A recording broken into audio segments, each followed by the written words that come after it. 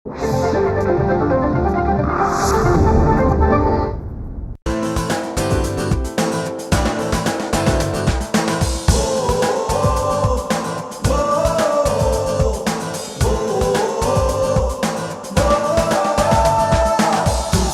से झुके नहीं, कदम कभी डिगे नहीं।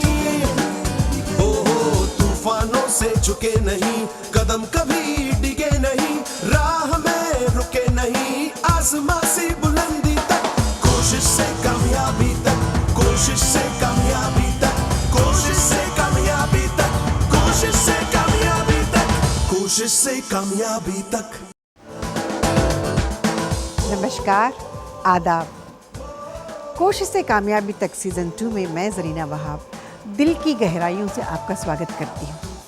दोस्तों, कामयाबी पाना जितना मुश्किल है, उसे बनाए रखना उससे भी ज़्यादा मुश्किल है। कामयाबी सबको नहीं मिलती। कामयाबी का मज़ा वही ले पाता है जिसे कामयाबी मिली हो। आज के हमारे मेहमान ने पिछले कई सालों से कामयाबी का मज़ा चखा है और आज तक मज़ा ले रहे हैं। तो आइए डालते हैं उनके काम पर एक नज़र। हमारे आज के मेहमान का जन्म एक मिडिल क्लास सिंधी परिवार में हुआ। इनके 3 भाई और 4 बहनें थीं। पिता बंटवारे के बाद जयपुर में आके बस गए, जहां उन्होंने कालीन और गलीचे बेचने का काम शुरू कर दिया। हमारे मेहमान को अपने पिता के व्यापार में कोई दिलचस्पी नहीं थी और उन्हें गणित से भी बहुत ज्यादा नफरत थी। इनका मन तो फिल्मों में ही लगा रहता था। फिर भी किसी तरह हाथ पैर मारकर इन्होंने अपनी ग्रेजुएशन पूरी की। पढ़ाई लिखाई के दौरान ही इन्होंने ऑल इंडिया रेडियो पर वॉइस ओवर आर्टिस्ट के तौर पर काम करना शुरू कर दिया था। वहां उन्होंने एक्टिंग की क्लासेस भी ली, पर आखिरकार सन 1962 में ये जयपुर छोड़ मुंबई आ गए। मुंबई में इनकी मुलाकात जाने माने डायरेक्टर ऋषिकेश मुखर्जी से हुई, जिन्होंने इनको एक्टिंग कोर्स करने की सलाह दी। ऋषिदा के कहने पर इन्होंने पुणे फिल्म इंस्टीट्यूट ज्वाइन कर लिया और अभिनय की शिक्षा लेने लगे। बाद में ऋषिकेश जी ने ही इन्हें इनका पहला ब्रेक दिया और बाद में ये कलाकार एक बेहतरीन हास्य कलाकार के रूप में दर्शकों के दिल में बस गया और मिड 70s के आते आते ये हिंदुस्तान के सबसे सफल चरित्र अभिनेता और कॉमेडियन के रूप में स्थापित हो गए। आप इन्हें अंग्रेजों के जमाने के जेलर के नाम से भी जानते हैं। तो स्वागत कीजिए हर दिल अजीज असरानी का। दोस्तों, तो ये थे हम सब के चहेते असरानी जी। आइए उनका स्वागत करते हैं। असरानी जी, वेलकम टू आवर शो। नमस्कार। नमस्कार। नमस्कार। नमस्कार। Thank you so much for coming. अरे माय प्लेजर। नमस्कार, आप सबको नमस्कार। कदम कभी डिगे नहीं, ओ तूफानों से असरानी जी, शुरुआत करते हैं आपके बचपन से। तो आपका बचपन कहाँ और कैसे गुजरा, वो उसके बारे में हमारे दर्शक सुनना चाहेंगे। बचपन जैसे सबका होता है वैसे ही था। मैं जयपुर, हाँ, जयपुर से, अपने राजस्थान की कैपिटल जयपुर जी, वहाँ पे जन्म हुआ। मेरे फादर आए थे पार्टीशन से पहले, तो वहीं पे स्कूलिंग हुई, वहाँ पे कॉलेज हुआ जी। और वहीं पे एक दिन मैंने देखा कॉलेज में इलस्ट्रेटेड वीकली एक मैगजीन आती थी, उसमें एक 4-5 फोटोग्राफ्स थे। तो पूना में एक फिल्म इंस्टीट्यूट खुला है जी। तो हमको लगा क्या एक्टिंग की कोई ट्रेनिंग वगैरह होती है। पहले कुछ ऐसा ज्ञान नहीं था। वो पढ़ने के बाद फिर मैंने और मेरे साथी थे मिस्टर मनी कॉल, हम लोगों ने अप्लाई किया, पूना में इंटरव्यू हुआ, पास हो गए और वहाँ से एक नया करियर शुरू हुआ। जी, याद है, क्योंकि पूना फिल्म इंस्टीट्यूट में जब हमारा जैसे एग्जैक्टली मुझे भी पता नहीं था कि कोई एक्टिंग क्लास होती है, कुछ है। जब मैं आंध्र प्रदेश से हूँ, वहाँ पे जब देखा था पेपर में, तो जिस तरह से आप लोगों ने अप्लाई किया, मैंने भी वैसे ही अप्लाई किया था। और मुझे याद है आप हमें हमारे क्लासेस लेने के लिए 2 बार आए थे। हाँ। वो क्या हुआ, जब फिल्म इंस्टीट्यूट में 2 साल का कोर्स करने के बाद जी, जब हमको लगा कि ये तो आसानी से हमको काम मिल जाएगा बॉम्बे में फिल्म इंडस्ट्री में, तो जब बॉम्बे पहुँचे तो लोग तो चौंक गए।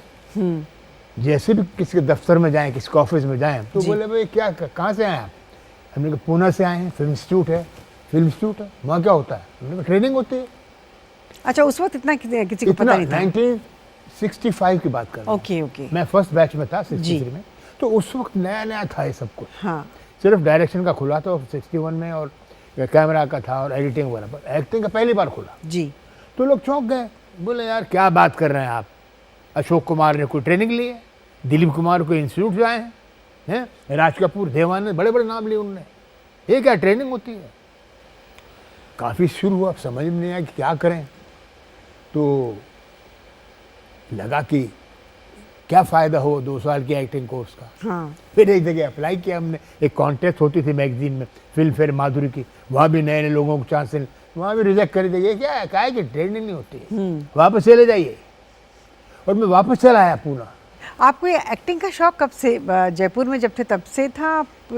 ये एक्चुअली शुरू हुआ मैं चिल्ड्रन प्रोग्राम में जाता था, रेडियो स्टेशन जयपुर, जी। उस वक्त नया नया खुला था जयपुर स्टेशन, तो एक ऑडिशन हुआ बच्चों के लिए।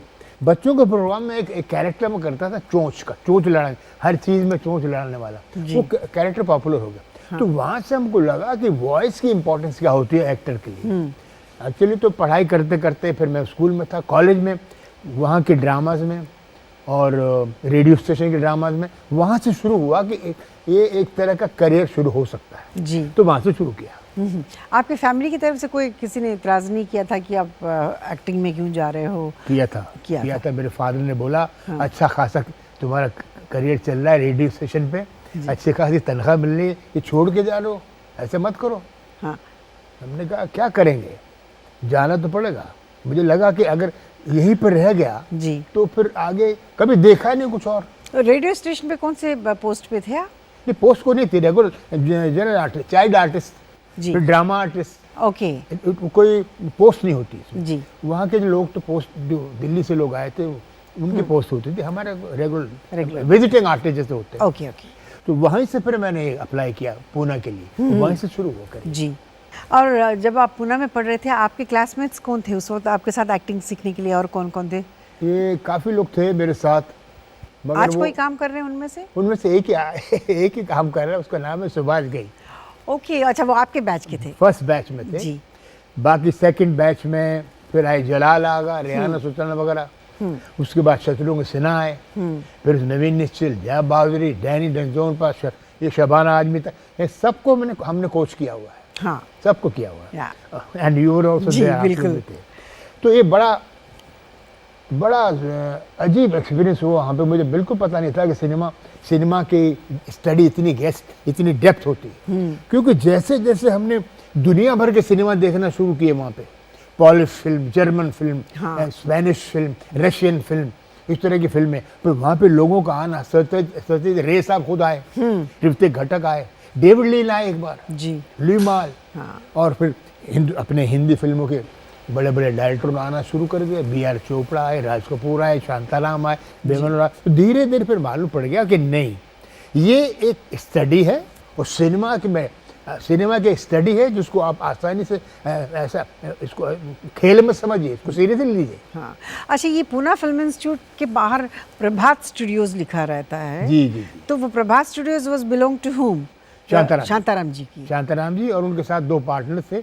आपको जान के सरप्राइज लगेगा कि देवानंद साहब भी वहीं पर थे जी, गुरुदत्त, हाँ, रहमान, मोहन सैगल, ये सब लोग वहाँ पे मंथली आर्टिस्ट थे। अच्छा, वहाँ से शुरू प्रभात में जी, प्रभात से शुरू हुआ उनका करियर। हाँ, हाँ, देवानंद साहब वहाँ पर थे जी। अपने शांताराम जो बताया मैंने आपको, वो तो खैर मालिक थे वहाँ के, और गुरुदत्त डांस मास्टर थे। वहाँ से इन लोगों की दोस्ती हुई, तो फिर ये लोगों ने बात पे गुरुदत्त फिल्म, देवानंद जी, तो ये बहुत, Prabhat studio was a very revolutionary place. Cinema का वहाँ की जो फिल्में बनी हैं, पड़ोसी और काफ़ी माइथोलॉजिकल फिल्मों से शुरू किया उन्होंने। हाँ बिल्कुल। पर उसके बाद पूरे हिंदुस्तान में वो फिल्मों ने रास्ता खोल दिया नए नए लोगों के लिए। जी, आपने जब एक्टिंग कोर्स किया था तो क्या आपको हीरो बनना था, या you just wanted to do any, I mean आपको कॉमेडियन बनना था, या एग्जैक्टली कैरेक्टर आर्टिस्ट बनना था? नहीं, एक्चुअली तो या हीरो बनने के, because you are very good looking, so आप तो हीरो बनने के लिए आए होंगे हमेशा। मैंने 2 कोर्स में अप्लाई किया था, डायरेक्शन में भी, हाँ, और एक्टिंग में, दोनों पास हो गए। तो मुझे प्रिंसिपल ने बोला कि भाई दोनों में से एक कर लो, कौन सा करते हो? हाँ। तो मेरे जो फ्रेंड जयपुर से आए थे, मनी कॉल, वो गए डायरेक्शन में, मैंने किया एक्टिंग। मगर जब क्लास में पहुंचे तो हमको ये मालूम पड़ा कि ये जो क्लास एक्टिंग कोर्स है, ये हीरो, हीरोइन, विलेन, कॉमेडियन की नहीं है जी। एक पूरा कंप्लीट एक्टर की, उसमें से आपका जो रुझान धीरे धीरे खुलेगा तो उसमें यू कैन चूज। एग्जैक्टली। तो जब हम पहुंचे बॉम्बे, तो मुझे एलवी प्रसाद जी को मैंने अपनी फिल्म दिखाई 10 मिनट की। हाँ स्क्रीन पे देख के बोले यार तुमको क्या रोल दें, हाँ हीरो लगते नहीं, हीरो बहुत है हमारे पास, कैरेक्टर घूम रहे हैं बेचारे, बहुत घूम रहे हैं, कॉमेडियन भी पड़े हुए हैं, विलन लगते नहीं, क्या करें, क्या क्या रोल दें। मैंने कहा क्या करें, वापस जाओ। मैंने रील उठाई, वापस चले गए। फिर बाद में एलवी प्रसाद जी ने मुझे बड़े अच्छे रोल दिए। हाँ, बाद में जब बाद में। एक फिल्म मेरी पहली आई गुड्डी, गुड्डी आपने सबसे पहले। ऋषिकेश मुखर्जी आए थे हमारे इंस्टीट्यूट में, वो गेस्ट लेक्चर थे एडिटिंग के, जी।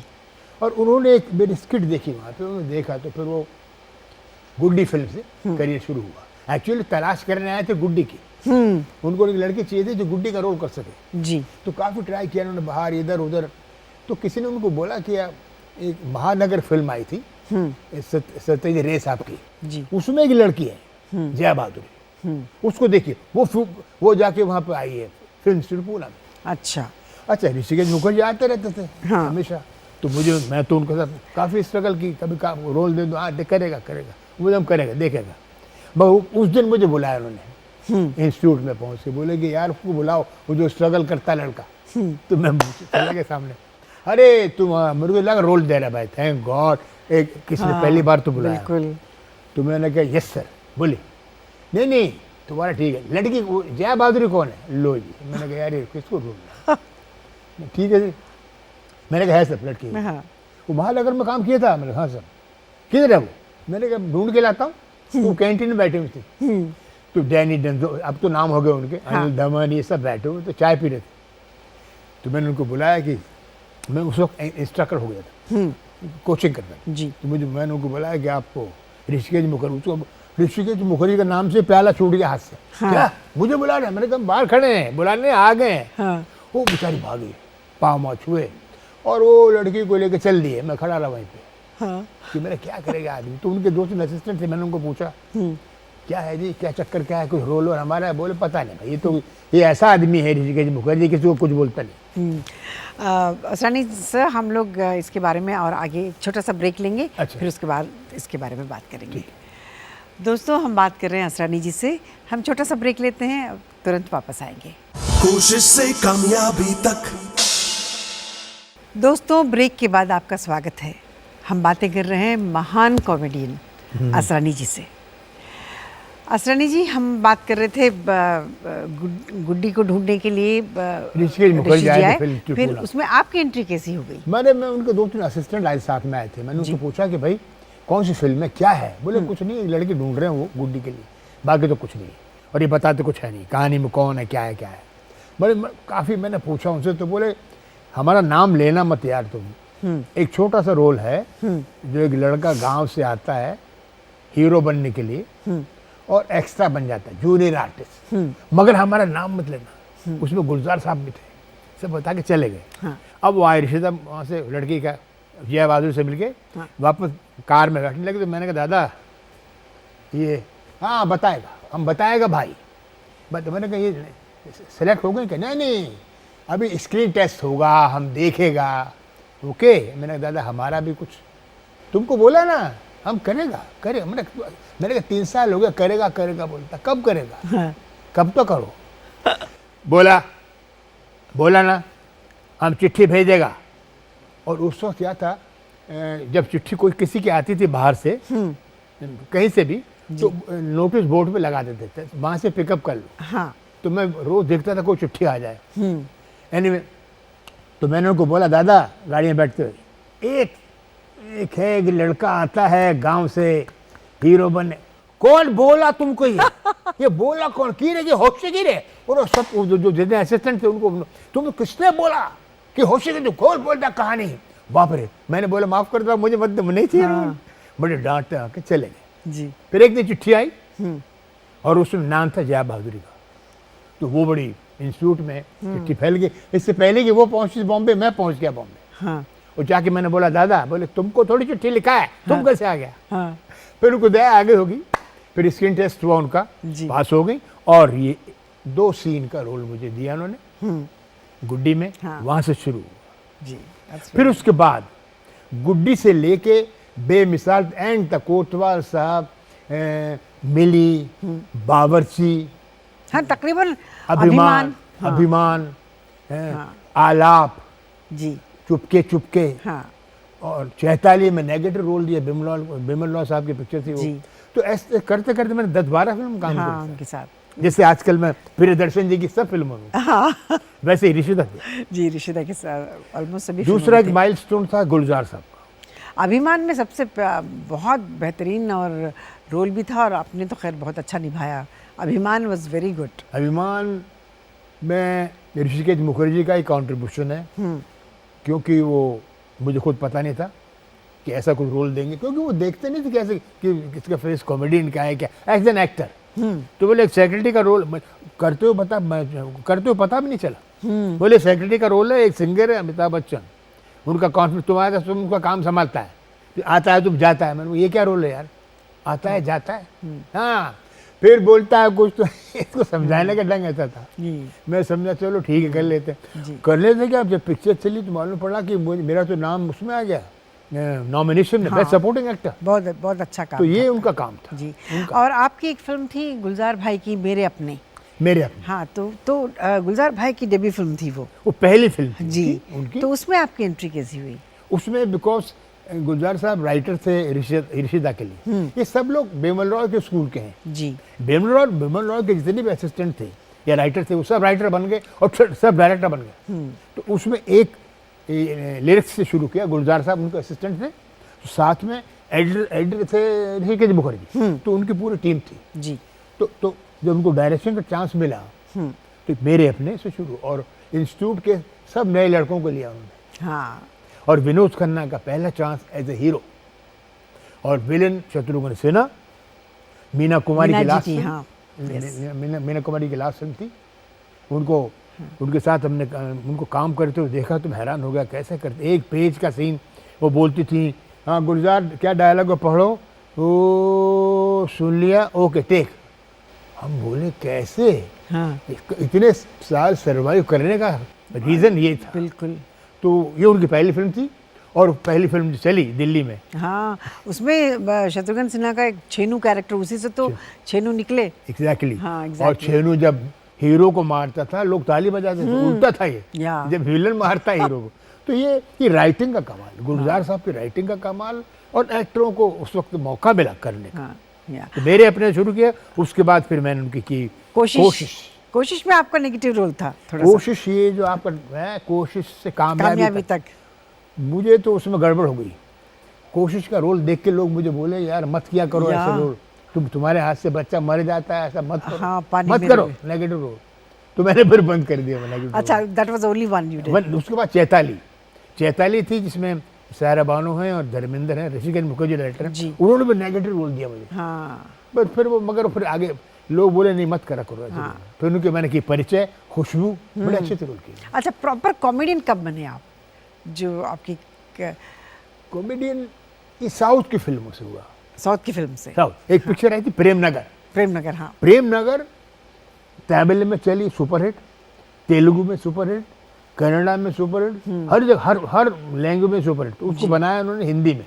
बी नागी रेड्डी वहाँ के विजय वाहिनी स्टूडियो के मालिक थे, उनके 13 फ्लोर्स थे। हाँ। एशिया में सबसे बड़ा स्टूडियो, या विजय वाहिनी स्टूडियो। और 13 फ्लोर पे उन्होंने सेट बनाए हुए थे। प्रेमनगर आप फिल्म देखना जी। तो सिर्फ सेट देखने आते लोग। मैंने कहा जब सेट देखने आते फिल्म देखने जरूर आएंगे। हाँ बिल्कुल। तो उसमें कॉमेडी का रोल, तो पिक्चर हिट हो गई। हाँ। तब से लोगों ने फिर रिपीट करना शुरू कर दिया। गुड। तो अच्छा रहा वो। हाँ। एक तरह से, मगर उसमें क्या खतरा था, ठप्पा लग जाता है, फिर आपको सिर्फ कॉमेडी का रोल देते लोग कि नहीं यार अब तो हम कॉमेडी देंगे, ऐसा चलता है। आपका शोले में जो कैरेक्टर है आज तक लोग भूल नहीं पाते। आप हमें बताइए कि आप अंग्रेजों के ज़माने की जेलर कैसे बने, और वो डायलॉग भी आप सुनाइएगा। अरे बाप रे, बड़ी लंबी कहानी है, मगर शॉर्ट में ये बताऊंगा कि सलीम जावेद राइटर थे शोले। नहीं, शॉर्ट में नहीं, आप आराम से बताइए, हमें कोई जल्दी नहीं है। सलीम जावेद राइटर थे और रमेश सिप्पी डायरेक्टर। तो मुझे उन्होंने बुलाया अपने ऑफिस में कि भाई एक रोल करना है जी, और ये एक जेलर है जो आता है, धर्मेंद्र और अमिताभ जेल में हैं, वो उसको बेवकूफ़ बना के निकल जाते हैं। तो मैंने कहा होगा मगर जब उन्होंने वर्ल्ड वॉर सेकंड की किताब दिखाई है, उसमें हिटलर का पोस्ट, हिटलर के 10-12 पोस्ट थे, हिटलर ऐसे खड़े हैं, ऐसे खड़े हैं, वैसे खड़े हैं, वैसे। मैंने कहा ये क्या? बोले ये है, ये रोल है। तो मैंने कहा आपने तो बोला आता है। नहीं नहीं नहीं भाई देखो। फिर उन जब सीन पढ़ के सुनाए तो मैं चौंक गया। जिस तरह जावेद अख्तर ने पढ़ के सुनाया तो मैं बोला ऐसा मैं कर पाऊंगा कि नहीं, इतनी बढ़िया तरीके से सुनाया। और जब सलीम साहब ने समझाया मुझे कि देखो इसका गेटअप कैसा होगा, ये चलेगा कैसे, इसके कपड़े कैसे होंगे, इसकी विग कैसे होगी और ये पोज कैसे होंगे। आज तक आप लोगों को पता नहीं है, जो हिटलर जर्मनी में जो थे जी, वो जब भी पब्लिक में जाते थे तो पहले उसकी रिहर्सल करते थे फोटोग्राफर के साथ। ओह, अपने चैम्बर में बुला के फोटोग्राफर बैठा हुआ है और वो कपड़े पहन के जैसे पब्लिक में है। ये किसी को पता नहीं, ये राज है अंदर का। अच्छा। और तभी फिर वो अपनी बात करते थे और वो फोटो खींचता जाता, खींचता जाता, खींचता जाता। फिर वो देखते कौन सा पोज अच्छा है, ये कि वो ये, तो वही पोज में आके पब्लिक में खड़े होते थे। ये किसी को पता नहीं। कमाल और है। ये प्राइवेट फोटो बाद में मिले लोगों को। हाँ, और दूसरी चीज, वर्ल्ड के जितने फिल्म इंस्टीट्यूट हैं उसमें हिटलर की आवाज रिकॉर्डेड है ट्रेनिंग के लिए दूसरे लोगों को। जी, इसलिए ट्रेनिंग के लिए कि एक मुल्क में, एक मुल्क के सारे नौजवानों को एक आवाज ने कैसे भड़का दिया कि चलो अपनी जान दे दो। तो जाको एक तो वो पोज उसकी रिहर्सल कर चुके हैं जी। और आवाज में ये चपिया मतलब चलो मरो, और सारे बोलते हाँ हिटलर। वो आवाज पकड़ी करके बताया उनको। हाँ। बोले यार अच्छा है, पोज बताओ। चल के दिखाया, जूते पहन के, कपड़े बहुत लंबा है सब। हाँ, पूरे स्टूडियो में चलो, चल के दिखाने के बाद ड्रेस, कॉस्ट्यूम, डायलॉग ये सब अप्रूव हो गए। तो पहले दिन की शूटिंग में पहला ही सीन है, मेरी एंट्री है। हाँ, अटेंशन, ठीक ठीक ठीक, आते आते आते आते सलीम जावेद साहब बैठे हो, राइडर बैठे हो, देखा उन्होंने। पहले सीन में मैं फिसलता हूँ सीढ़ी से, वो भी लिखा हुआ है। वहाँ से जब शुरू हुआ, वो पहला जब डायलॉग बोला जी। तो बोले करेक्ट, पकड़ लिया। जरा वो डायलॉग हमें भी सुना वो दीजिए कमाल का प्लीज। डायलॉग है। वो तो थोड़ा खड़े होके बोल सकता हाँ हूँ प्लीज, मैं। आप खड़े हो सकता हूँ? हाँ खड़े होके बोल सकते हैं। ऐसे खड़ा होता है वो। अटेंशन, हमने कहा अटेंशन। हम अंग्रेजों को जमाने के जेल रहे हैं। आजकल के जेलरों की तरह नहीं जो कैदियों को सुधारने की फिक्र में लगे रहते हैं। हमारी जेल में सुना, हमारे जासूस इस जेल के कोने कोने फैले हुए। हमारे हुक्म के बिना परिंदा भी पर नहीं मार सकता है। हम जानते हैं आजकल हमारी बातों को पसंद नहीं किया जाता है, इसलिए हर जगह से कुछ दिनों में हमारी बदली हो जाती, मगर इतनी बदलियों के बाद भी हम नहीं बदले। हम जानते हैं तुम लोग कभी नहीं सुधर सकते हो, और हम नहीं सुधरे तो तुम क्या सुधरोगे। 1975 का है डायलॉग। जी। अगर आप जो बच्चों को याद है, मुझे हाँ। बता रहे थे कि बच्चे भी इनको मैं मतलब याद करते हैं। जी, तो ये बड़ी लैंडमार्क थी एक फिल्म, माइलस्टोन थी। तो आज तक आज देख लीजिए, कहीं भी जाना है छोरे का डायलॉग बोलना ही पड़ता जब आप ये कर रहे थे फिल्म, तभी आपने कभी सोचा था कि ये आपके लाइफ टाइम का रोल बन जाएगा? है। ना बिल्कुल नहीं, बल्कि एक मौका ऐसा था कि फिल्म देख जब अभी रिलीज नहीं हुई थी तो लोगों ने बोला ये रोल काट दो। क्यों? लेंथ बढ़ गई थी। तो एक आदमी ने उनको बोला कि जो मंगेश देसाई जो रिकॉर्डिंग कर रहे थे, री रिकॉर्डिंग हाँ। वाले लंदन में, जी हाँ। बोले ये मत काटना, गड़बड़ हो जाएगी, इसको मत काट। मुझे बाद में मालूम पड़ा, मगर काट दिया था। सिर्फ 70 mm नहीं काटा था। तो जो लोगों ने देखा तो बोले नहीं जोड़ो, फिर वापस जोड़ना पड़ा उनको। ओह। यह भी हिस्ट्री है। हाँ, जुड़ गया, आज तक वो अमर हो गया वो डायलॉग। दैट्स नाइस, और लिखने वालों को कमाल है और डायरेक्शन का कमाल है। Very good. अब इतनी मज़ेदार बात के बाद हम एक छोटा सा ब्रेक लेते हैं। हाँ बिल्कुल। दोस्तों कितना मज़ा आ रहा है ना, असरानी जी अपने एक्टिंग जो करके दिखाया, बहुत मज़ा आया। हम लोग अब छोटा सा ब्रेक लेते हैं, ब्रेक के बाद लौटेंगे, जाइएगा मत। कोशिश से कामयाबी तक। दोस्तों ब्रेक के बाद आपका स्वागत है। हम बातें करते हैं असरानी जी से। हाँ सर, तो मैं ये पूछना चाह रही थी, आप एक्टिंग करते करते फिर डायरेक्शन का शौक आपको कब से हुआ? क्योंकि आपने डायरेक्शन का कोर्स तो किया नहीं था। नहीं। हाँ, तो फिर ये आपने अपनी पहली फिल्म बनाई थी चला मुरारी हीरो बनने। करेक्ट। तो इसमें आपने वो रोल शायद स्क्रिप्ट भी आप ही की थी वो। जी। हाँ, तो उसके बारे में कुछ बताइए। नहीं, वो ऐसा था कि जब जैसे आपने कहा सिर्फ कॉमेडियन के रोल मिलने लग गए, जी। फिर धीरे धीरे ऊट-पटांग मिलने लग गए, उछल कूद। जैसे मैं 2-3 मद्रास की पिक्चरों में मैंने काम किया, विग लगाई उन्होंने, बोले यार तुम अच्छे लग रहे हो। अच्छे नहीं लगना, कॉमेडियन को अच्छा नहीं लगना चाहिए, थोड़ा हमको थोड़ा चाहिए भयंकर। अरे मैंने कहा बाप रे, फिर भयंकर लगा दी कुछ जाने वालों की। बल्कि एक सीन में तो मुझे कौन सी पिक्चर थी, फर्ज और कानून, मुझे बोले तुम हीरोइन को डराने के लिए रीछ की खाल पहनूंगा। हाँ। अच्छा ठीक है, रीछ की खाल पहनेंगे। और लड़की आई नहीं तो पेड़ के नीचे खड़े, तुम क्या करोगे? मैंने कहा आप बोलिए। नहीं आप बोलो। मैंने कहा लड़की नहीं है, मैं देखूंगा, लड़की आई नहीं क्या करूं, घड़ी देखूंगा। हाँ। रेस्टलेस घूमूंगा। नहीं, हमको कॉमेडी में तुम पेड़ की पत्ती खाएगा। अरे मैंने कहा साला मर गया। ऊपर पेड़ था एक, मैंने क्यों पेड़ की पत्ती? मेरे माँ बकरी थी या कोई जानवर है? नहीं, खाना है कि नहीं? करेगा नहीं तो सीधा टिकट, इसका टिकट कट। अरे मैंने ठहर दे, मद्रास में शूटिंग जी। वरना अगर आप नहीं करेंगे ना तो आपकी टिकट रेडी थी। Oh my God. हाँ। मैंने कहा अच्छा जी खा लेता हूँ। तो मैं उछल गया, खा बकौली। आप देखना पिक्चर का नाम वो है, इसमें जितेंद्र हीरो है, फिर एक रीछ खाल पहना दी, ये रीछ आता है जलाने के लिए। अरे यार मैंने कहा कल ही बोलेंगे, कपड़े भी उतार दो, धीरे धीरे ऐसा हो जाएगा। तो मैंने बोला बड़ा मुश्किल, तो थोड़ी फ्रस्ट्रेशन आ गई। तो मैंने कहा क्यों नहीं मैं अपना, तो गुड्डी के रोल को एक्सटेंड करने के लिए मैंने बनाया। फिर मैं गया कलकत्ता, तरुण मजूमदार एक राइटर हैं जिनकी पिक्चर मैंने काम किया था, बालिका बधू, जिसके नाम से बाद में सीरियल बना। उन्होंने मुझे फिर गाइड किया कि तुम कैसे लड़का गांव से आके आएगा छोटे शहर से और हीरो बन जाएगा। तो चला मुरारी हीरो बन, और फिल्म चल गई काफ़ी। हाँ। काफ़ी लोगों ने उसमें पसंद किया। हाँ।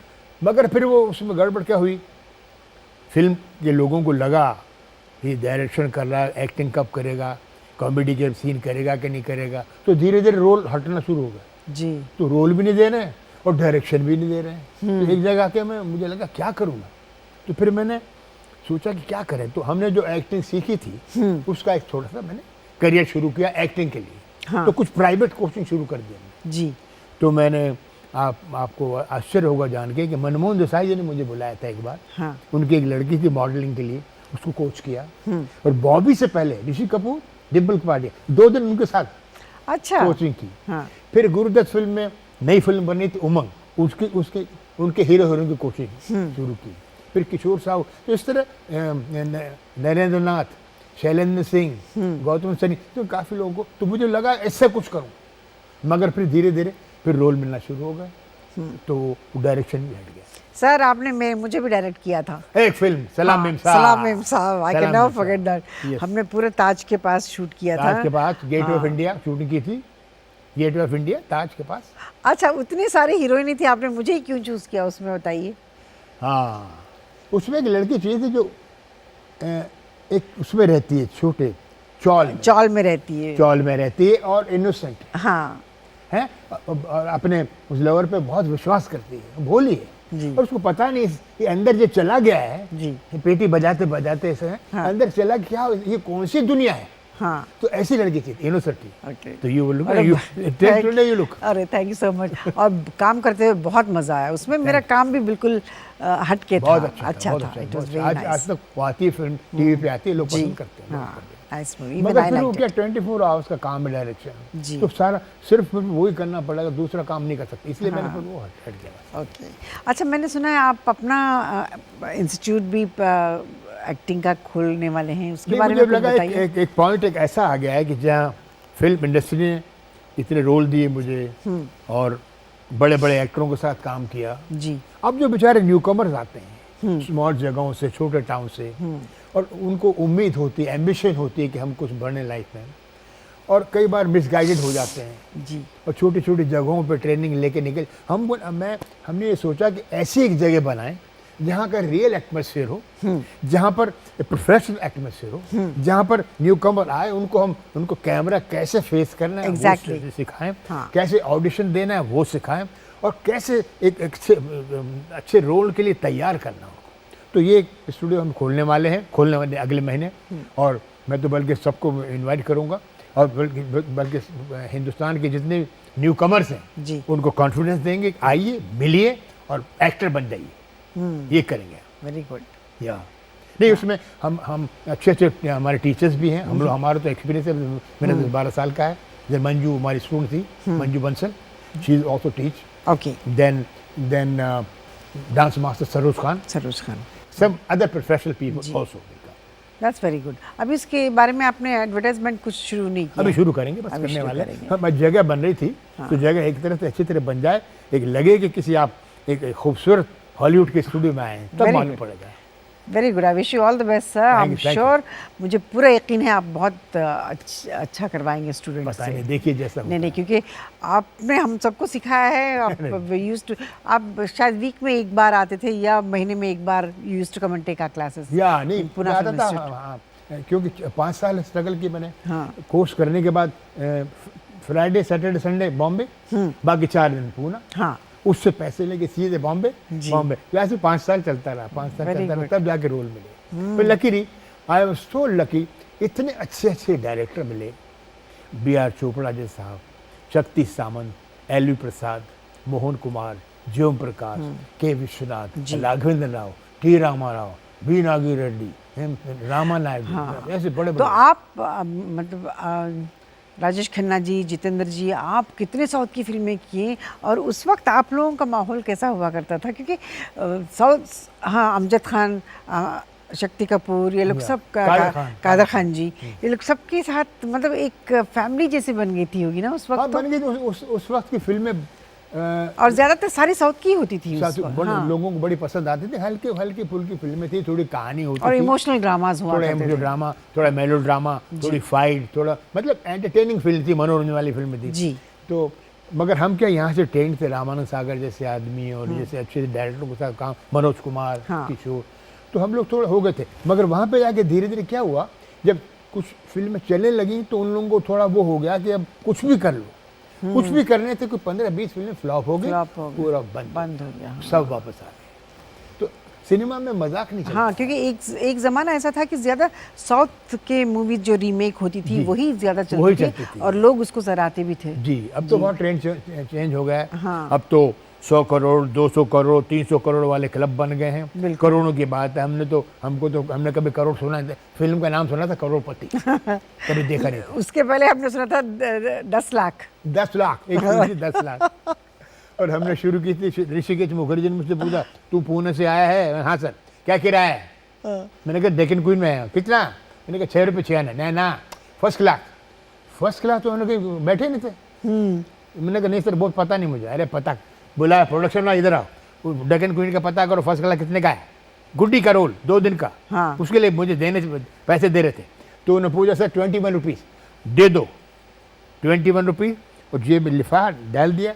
मैंने खोला ही नहीं, जाके जब ट्रेन चल पड़ी वीटी से पूना, बाथरूम में जाके खोला तो 250 रुपये। How sweet. But that is something. हाँ, समथिंग। 250 रुपये की कीमत थी और ऋषिकेश मुखर्जी दे रहे पैसे, वो तो लेते थे, देता कहाँ से? But lucky, I am very lucky. ऐसे डायरेक्टर, ऐसे राइटर्स, और एक सीन को लिखने वाले 6 राइटर्स, तो ये तब जाके सीन बनता था, कमाल था। ऋषिकेश ऋषिदा का नाम आया है, तो ऋषिदा और गुलजार भाई के साथ आपने बहुत सारी फिल्में की हैं। बहुत की, 12 तो उनके साथ की, 4-5 उनके साथ की। हाँ, क्योंकि उनका जब सेटअप बनना है तो आपका नाम होना जरूरी था। कंपलसरी ब्लाइंड बोलते थे। कि रखिए 2 सालों को कहीं भी, चपरासी बना दो, कुछ कर दो, जैसे प्रियदर्शन करते हैं आजकल, क्योंकि हर फिल्म में। तो इस एसोसिएशन की क्या वजह थी? मतलब आपको वो लोग इतना पसंद करते थे या व्हाट वाज द रीजन? नहीं, पसंद नहीं करते थे। हाँ। बल्कि मैं एक बात कहूँगा, फिल्म इंस्टीट्यूट की ट्रेनिंग के बाद, 2 साल एक्टिंग कोर्स करने के बाद भी अगर मेरी रियल ट्रेनिंग हुई तो वो हुई इनके सामने, कैमरा के सामने, ऋषिकेश मुखर्जी जी के सामने, गुलजार भाई के सामने। ये लोग बड़े प्रोफेशनल लोग थे, तो हमको भी पता नहीं था कि क्या कि कुछ ऐसा कुछ है जो ऐसा करने का जो मेरे में मादला है कि नहीं। बट वो बोलते थे, गुलजार बोलेंगे नहीं, हमको देखो, हमको सिर्फ ये फेस चाहिए, कॉमेडी ये वो कुछ नहीं। ऋषिकेश मुखर्जी असरा नहीं। एक सीन है अभिमान में, हाँ। ताली बजाते हैं, मुझे उस वक्त मुझे लगा कैसे क्या किया है। अमिताभ बच्चन मुझे निकाल देते हैं एज ए सेक्रेटरी, निकल जाओ, चले जाओ, झगड़ा हो जाता है। बट एक फ़ोन बजता है, मेरी आदत है सेक्रेटरी की फ़ोन उठाने की, तो मैं जाता हूँ फ़ोन के पास, मगर उठाता नहीं क्योंकि वो बैठा हुआ है, क्योंकि मैंने निकाल दिया उन्होंने, तो मैं चला, कोई डायलॉग नहीं, कुछ नहीं। तो मुझे समझाया कैसे, असरानी तुम आता है, अभी अमिताभ बैठा हुआ है, तुम आता है, तुम आएगा, वो फ़ोन बजेगा, फ़ोन बजेगा नहीं, हम बजाएगा, तुम उठा लेना, उठाना नहीं है, फिर वापस चला जाना, उसको लुक देना अमिताभ को, ठीक है। मैंने कहा क्या सीन है यार, समझ नहीं आया कुछ, फिर भी कर दी। हाँ ओके, स्क्रीन पे उसका इम्पैक्ट कितना अच्छा था। मगर जैसे वो जाता है पिक्चर में, या अमिताभ, घंटी बज रही है, उठाने वाला हूँ, नहीं उठाया, उसको लुक दिया, ऐसा नहीं उठाता, अब तेरे सेकंड नहीं रहा मैं, कितनी बातें कन्वे करके चले गए। दैट वाज अ ये नाइस होता सीन। और दूसरा एक कमाल का सीन था, जिसमें धर्मेंद्र भी हैं, अमिताभ बच्चन भी हैं, मैं भी हूँ, और ऋषिकेश मुखर्जी, चुपके चुपके में एक ऑफिस बनाया था उन्होंने जी, और मुझे पहना दिया सूट कभी किसी को पहना था नहीं, कोई पुराना सूट होगा, बोले पहना दो साल, उसको पहना दो। अच्छा, धर्मेंद्र को पहना ड्रेस उन्होंने ड्राइवर की, अमिताभ बच्चन चूड़ीदार कुर्ते में, और जब लाइटिंग चल रही, जैसे यहाँ लाइटिंग चल रही थी, तो शतरंज, ये बैठे बैठे शतरंज खेल रहे हैं राइटर के साथ, डॉक्टर राही मासूम रजा। तो धर्मेंद्र आए, मैंने पहले असिस्टेंट से पूछा कि सीन क्या है, बोले बताया नहीं, ये बताते नहीं थे ना, बताएंगे क्या है, समझ, मैंने सूट में, आई एम फीलिंग ऑकवर्ड की सूट में है, धर्मेंद्र जी आए ड्राइवर की ड्रेस में, आके मुझे देखा, बोलता सरानी सूट में, चल मैं ड्राइवर की ड्रेस, देखिए चक्कर क्या, रिश्ता खेल रहा अपना, वो अपने लगे, लाइटिंग चल रही है, तो मेरे पास धीरे धीरे आए धर्मेंद्र जी कि यार तू सूट में, तेरा तू क्या, तेरा ड्राइवर हूँ क्या मैं, क्यों बताया नहीं सीन ना।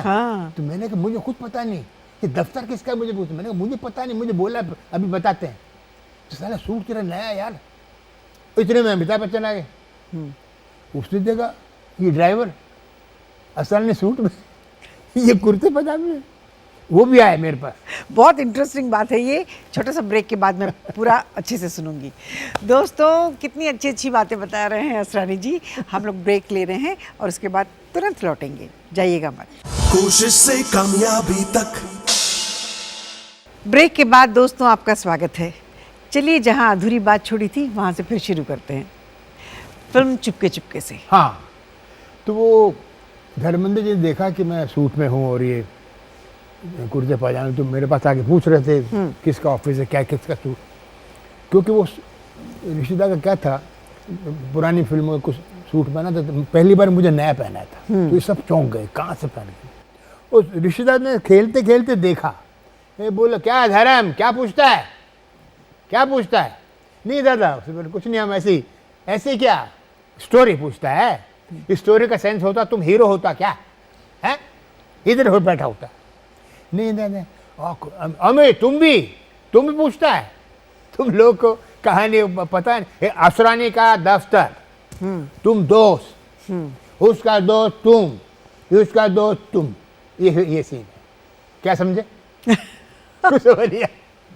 तो डायलॉग बोलना शुरू किया, मैं नौकरी चाहिए जो सब, पर कहने का मतलब ये था कि उनकी ऑब्जर्वेशन इतनी अच्छी थी, तो एक्टर की ग्रोथ होती थी। बिल्कुल, एक्टर जो उसको लगता था कि मेरे में ये कुछ है कि नहीं है, मगर है करके वो कराते थे। देखिए उस वक्त के डायरेक्टर्स में बात ये थी, आई मीन स्क्रिप्ट आपको हाथ में नहीं मिलती थी, कभी नहीं, कमाल है ना, कभी नहीं। और यहाँ पे स्क्रिप्ट देने के बाद भी 10 चक्कर लगाओ तो भी वो लोग, उनको पढ़ने का टाइम नहीं होता है लोगों के पास। बिल्कुल। उस वक्त डायरेक्टर सुप्रीम था। हाँ। सुप्रीम मीन्स डायरेक्टर के आते ही लोग और आर्टिस्ट को उन पे पूरा विश्वास होता था, इसलिए they never used to ask. पूरा विश्वास था कि कुछ करना है, क्या नहीं करना, कुछ नहीं पूछे, तू आएगा चलेगा करेगा, ऐसा मतलब कैसे कौन करता था। तो इसलिए क्या था, हमारी एक्चुअली ग्रोथ हुई जब हम अपने आप को देखते थे स्क्रीन पे। मुझे लगता था कि ये मैंने कब किया। ये 44 फिल्म है बिमल रॉय प्रोडक्शन की। तो मुझे उन्हें एक बनियान सी पहनाई, मुंह में बीड़ी, बाल बिखरे हुए। मैं बोला क्या करवा रहा आदमी। बोले तुम लफंगा है। मैंने कौन सा लफंगा, इधर कहीं रहता होगा झोपड़पट्टी में। हाँ। हमें कभी, मैं जिंदगी में कभी नहीं किया जी। और तुम आएगा, तू बीड़ी सुलगाएगा, सारा बानों को देखेगा, उस पर मरेगा। कैसे मरेगा, वैसे ही चलेगा।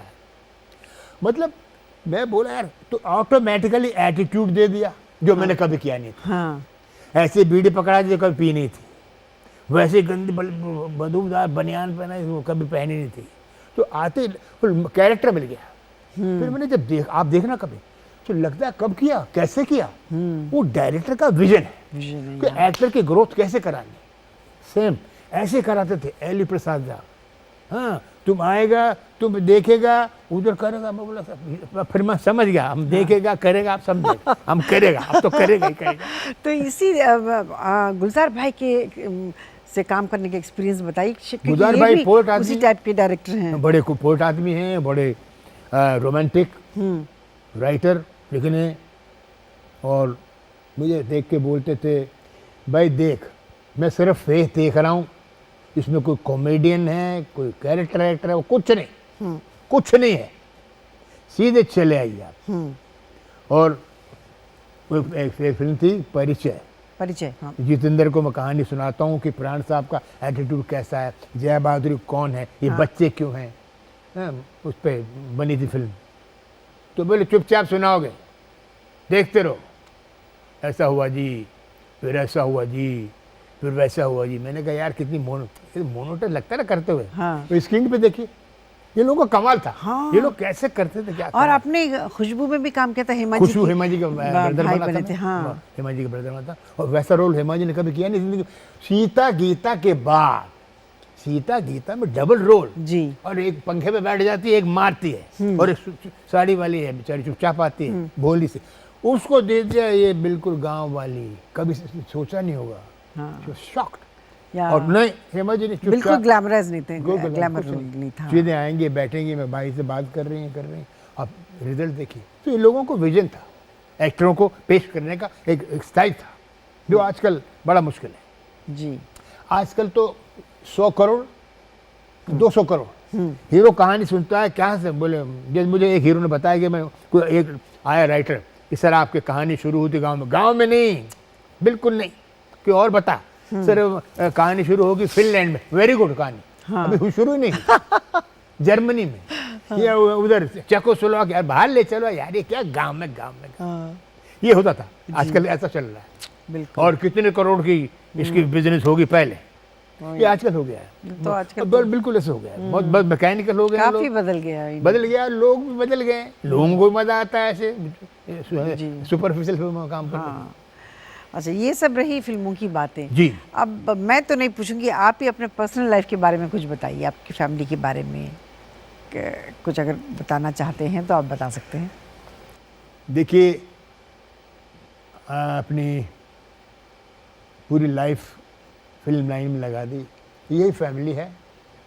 जयपुर कब का भूल गया मैं, कभी कभी जाता हूँ, मगर अपने इस माहौल में जो हम बड़े हुए, ग्रोथ हुई, और आज भी जब लोग शोले का डायलॉग बोलने को कहते हैं या मिलते हैं या फोटो खिंचवाते हैं, तो लगता है कि नहीं कुछ किया। I think I was very lucky कि इतने अच्छे अच्छे डायरेक्टरों के साथ काम करने के बाद आज एक जगह पे आके लोग देखते हैं कि नहीं तूने ठीक किया यार, अच्छा किया। तो बस यही खुशी है और कुछ नहीं। Audience is my life. जी जी, मेरे लिए। That's so nice.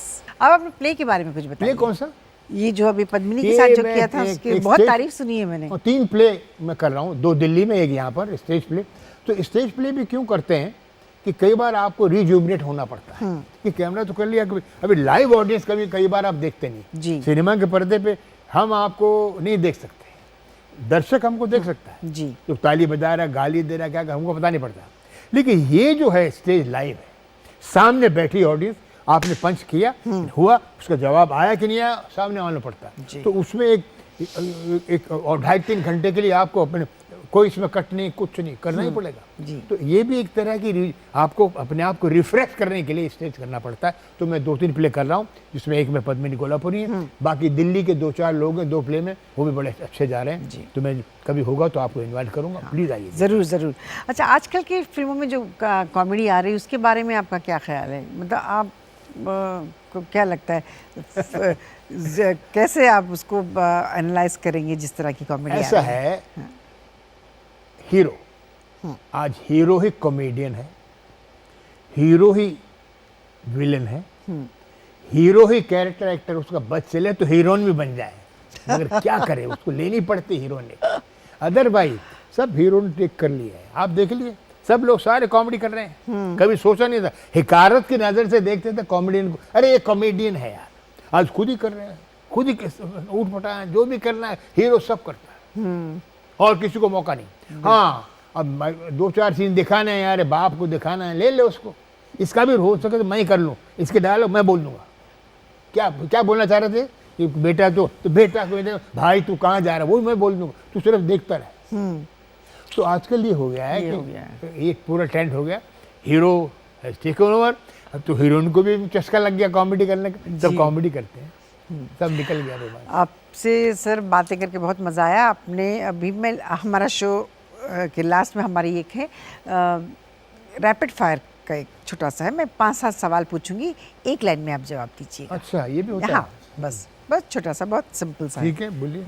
आपने इतनी सारी फिल्मों में काम किया, सबसे ज़्यादा आपको किस हीरो के साथ काम करके बहुत अच्छा लगा? काफ़ी हीरो से, मगर अमिताभ बच्चन एंड राजेश खन्ना। हाँ, अच्छा, आप कौन सी हीरोइन है जिनके साथ काम करके आपको बहुत अच्छा लगा? हेमा मालिनी। हेमा जी। और आपकी फेवरेट डायरेक्टर? ऋषिकेश मुखर्जी। ओह यार, सोचना नहीं। हाँ बिल्कुल। अच्छा, आपकी अपनी फेवरेट फिल्म कौन सी जिन्होंने आप जिसमें आपने काम किया? मुझे 3 फिल्मों में अवार्ड मिला था, 2 में। आज की ताज़ा खबर, चंपक भूमिया रोल किया था मैंने। चंपक भूमिया। और एक थी तरुण मजुमदार की फिल्म बालिका बधू, हाँ। उसमें अवार्ड मिला था। और बेस्ट अभिमान एंड शोले। अच्छा, आज के कोई ऐसे कॉमेडियन हैं जिनको देखकर आपको लगता है कि हाँ ये मेरे जैसा कोई अच्छा काम कर रहा है, ऐसा मेरे कुछ ऐसा जैसा लगा क्या आपको? मेरे को सारे सबके सब आजकल तो सारे के सारे प्रोड्यूसर, डायरेक्टर, हीरो कॉमेडियन ही लगते हैं मुझे। सब सारे कॉमेडियन लगते हैं। सबको लगता है 100 करोड़, 200 करोड़, 300 करोड़। अच्छा, स्वीट। ये है कॉमेडी आज की, कॉमेडी। ओके ओके, लाल किले पे भी जाएंगे तो बोलेंगे जय हिंद, 100 करोड़, 200 करोड़, 300 करोड़। आजकल तो ये हो गया। अच्छा, ऐसे कोई डायरेक्टर हैं जिनके साथ काम ना करने का आपको, अरे काश में? बिमल रॉय जी, गुरुदत्त, राज कपूर जी के लिए मैं 5 साल पीछे पड़ा रहा, मौका नहीं मिला। ये कोई 2-3 लोग थे। सर, आप फिल्में देखते हैं थिएटर में जाकर या घर हाँ, पे देखते हैं, बिल्कुल देखते हैं। तो आजकल की कौन सी फिल्म है जो आपको लगी? Wonder woman. वंडर वुमन, वो कमाल की वुमन है। हाँ, वो देखी, अच्छी लगी आपको? बहुत अच्छी लगी। वो तो खैर बाहर की हुई, अपनी इंडियन फिल्म, अपनी हिंदुस्तानी फिल्म, अपनी कोई अच्छी फिल्म आजकल मुझे अट्रैक्ट करती है तो जाते हैं, वरना तो नहीं जाता। अच्छा, इंडस्ट्री में दोस्त बस बहुत कम होते हैं, लेकिन सबसे अच्छा दोस्त आपका कोई है इंडस्ट्री में? गॉड। Okay, God. चलिए। अच्छा, अगले जन्म में भी आप यही बनना चाहेंगे असरानी? डेफिनेटली, क्योंकि ऐसे लोग फिर मिलते नहीं हैं। या चलिए, आपसे बात करके मुझे बहुत अच्छा लगा सर। और एक छोटा सा है, हमारी शो का परंपरा है, उसमें एक किताब है बाजू में, उसमें आपकी तस्वीर है, और एक छोटा सा ऑटोग्राफ दीजिए और एक छोटा सा मैसेज दीजिए अपने ऑडियंस के लिए। ओके।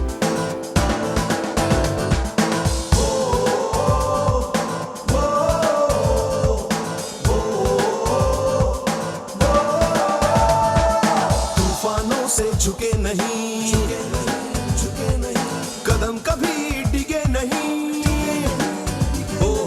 तूफानों से झुके नहीं, कदम कभी डिगे नहीं, राह में रुके नहीं, आसमां से बुलंदी तक, कोशिश से कामयाबी तक, कोशिश से कामयाबी तक, कोशिश से कामयाबी तक, कोशिश से कामयाबी तक, कोशिश से कामयाबी तक, कोशिश से कामयाबी तक, कोशिश से कामयाबी तक।